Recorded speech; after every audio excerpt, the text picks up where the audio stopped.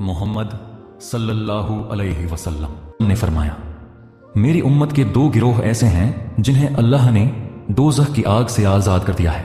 एक वो जो ईसा इब्ने मरियम का साथ देगा और दूसरा गिरोह वो होगा जो हिंद पर हमला करेगा, यानी कि गजवा हिंद। लेकिन आखिर यह जंग होगी कैसे, या फिर क्या यह जंग पहले ही हो चुकी है? आइए जानते हैं। जब पूरी दुनिया में जुल्म और फसाद होगा, मुसलमान जुल्म सह रहे होंगे और इनकी कमर टूट चुकी होगी, मुसलमानों के लीडर्स करप्ट होंगे, उस वक्त सूफियानी फितना अपनी पीक पर होगा। सूफियानी असल में एक इंसान होगा जो मुआविया और अब्बू सूफियान की नस्ल से होगा, और जिस तरह ये दोनों नबी सल्लल्लाहु अलैहि वसल्लम के खानदान के दुश्मन थे, उसी तरह यह सूफियानी भी अहले बैत के फॉलोअर्स का दुश्मन होगा और उन्हें बुरी तरह कत्ल करेगा। सूफियानी भी मुआविया की तरह सीरिया से निकलेगा और शियाओं को शहीद करेगा। वह बहुत फसाद फैलाएगा। यह देखने में एक इबादत गुजार आदमी होगा, लेकिन अंदर से मुनाफिक और काफिर होगा। यह इराक, जॉर्डन और सऊदी अरब के हिजाज रीजन को भी अपने अंडर कर लेगा। तभी सऊदी अरब के एक बादशाह की मौत होगी। उस वक्त बहुत से फेक इमाम मेहंदी खड़े हो चुके होंगे। उस वक्त सऊदी अरब के किस बादशाह की मौत होगी यह तो कोई नहीं जानता, लेकिन इस वक्त जो सऊदी अरब का बादशाह है मोहम्मद बिन सलमान, उसने हाल ही में यह रिवील किया है कि उसकी जिंदगी खतरे में है। मोहम्मद बिन सलमान ने अमीर अरकान कांग्रेस से कहा है कि उन्हें कत्ल करने की कोशिश की जा सकती है। जब सऊदी बादशाह की मौत होगी तो एक नए बादशाह के लिए कॉन्फ्लिक्ट होगा कि अगला बादशाह कौन बनेगा। तभी एक शख्स ऐसा होगा जो हुकूमत से बचने के लिए काबा के पास आएगा, क्योंकि वह लीडरशिप से नफरत करता होगा।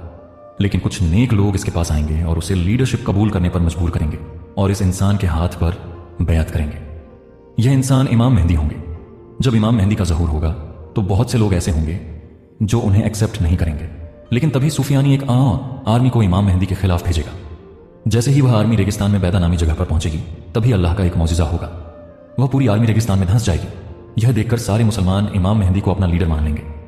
फिर इमाम मेहंदी पूरी उम्मत को यूनाइट करेंगे ताकि वे पूरी दुनिया में इंसाफ कायम कर सकें और सूफियानी को भी कत्ल करेंगे। जब मुसलमान इमाम मेहंदी को अपना लीडर मान लेंगे तो ईरान, अफगानिस्तान और पाकिस्तान के कई रीजन से काले झंडों के साथ फौजें इमाम मेहंदी को सपोर्ट करने के लिए जाएंगी। यह फौजें इमाम मेहंदी के पास पहुंचेंगी और इमाम मेहंदी के पास ताकत आ जाएगी।